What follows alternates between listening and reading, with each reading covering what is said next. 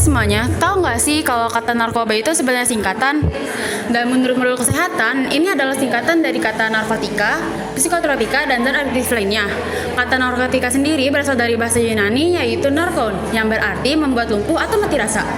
Jadi fungsi aslinya bukan buat gaya-gayaan, tapi untuk kebutuhan medis yang sangat ketat. Kita harus waspada karena jenisnya banyak sekali loh, yaitu ada heroin, ada serbuk putih yang bisa membuat penggunanya jalan mengambang atau lesu, yaitu juga ada ekstasi dan infeksi yang berbentuk pil warna-warni.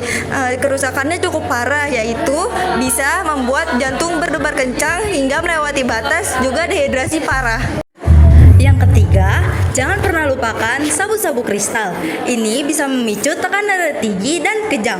Lalu ada ganja, daun gerigi yang sering dikira bisa bikin santai, padahal bikin bingung dan hilang konsentrasi loh. Bahkan bisa memicu kanker jika disalahgunakan dalam jangka panjang. Resiko fisiknya nggak main-main loh teman-teman, karena narkoba itu dapat merusak susunan saraf pada otak, organ jantung, organ paru-paru, dan selain itu juga narkoba itu juga dapat menyebabkan resiko penyakit penularan seperti HIV, AIDS.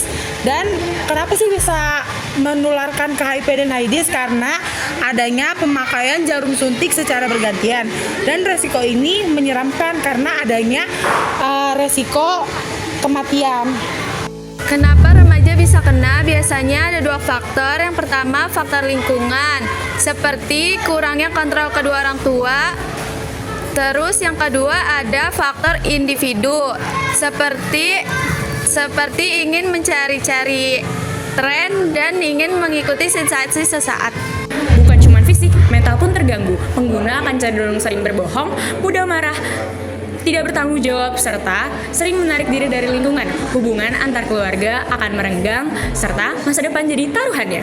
Ingat teman-teman, pemulihan dari narkoba itu perjuangan seumur hidup, dan tidak ada jaminan 100% bisa sembuh total. Jadi, lakukan aktivitas positif dan jangan pernah takut untuk bilang tidak pada ajakan yang merusak. Masa depanmu terlalu berharga untuk ditukar dengan zat berbahaya.